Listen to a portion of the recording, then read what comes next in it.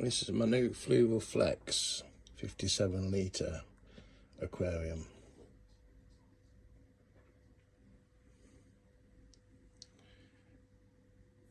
I bought it to upgrade basically for my fighting fish. I can't find, oh here it is, a flare. There's my fighting fish. So he's got a bigger tank. When I saw these fish in Morph Aquatics, Hexazona Barbs, 6 striped barbs. So I've got a dozen of them in there. I'm not sure, well, in fact, I'm probably quite sure. This tank's probably a little bit too small for them. But I've got plenty of time to do water changes, and if I get too big, I've got another couple of tanks I could put them in. I've also got one of my bristlenose in there, and can't see them at the moment, but 4 little kuhli loaches and 2 nerite snails. That's an almond leaf, because they like soft water.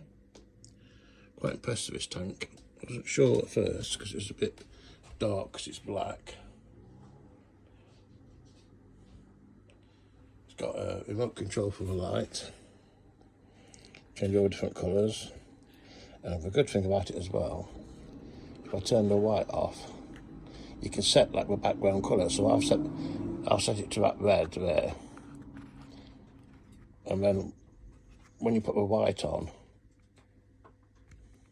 it keeps the red LEDs on as well. Might you just see them up there?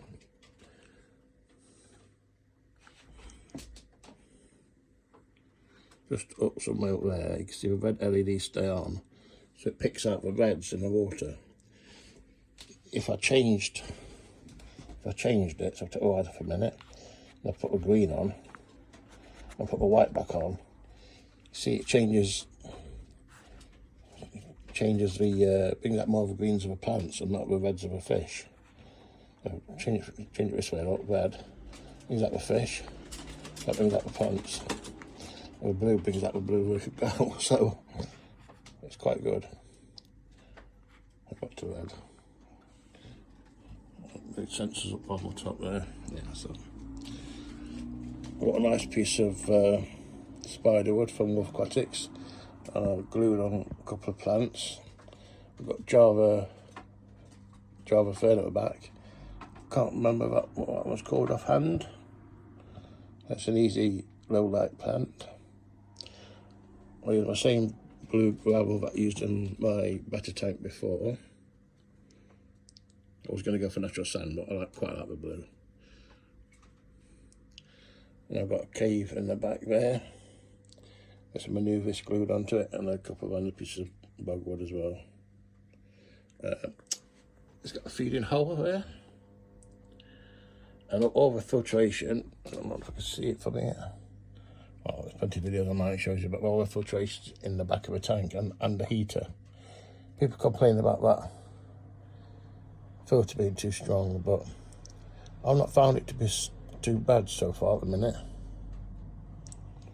But I have got an accessory pack that a lot of people 3D print on the way, which changes the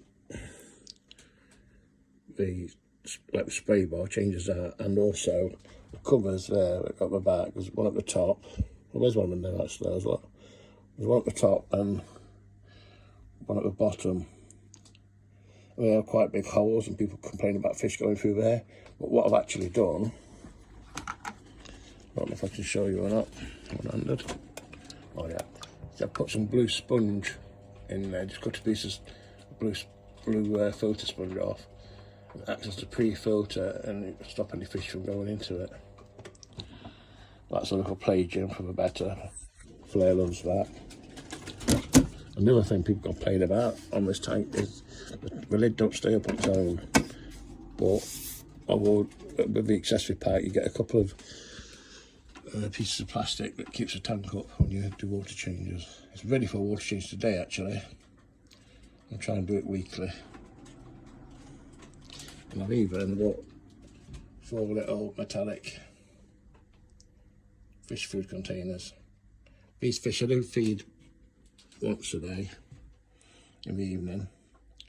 My other fish only get fed once every other day.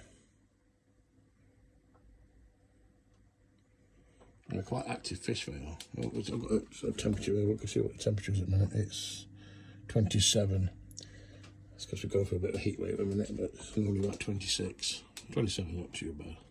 Get away with that. That's my new Fluval Flex. Oh, that's what's called a flex. Look, cut off the front flexes out.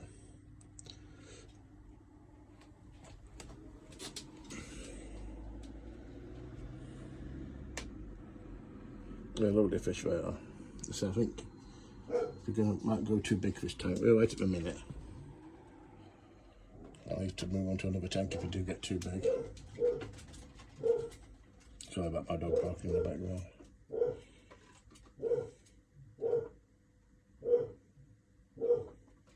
There we go.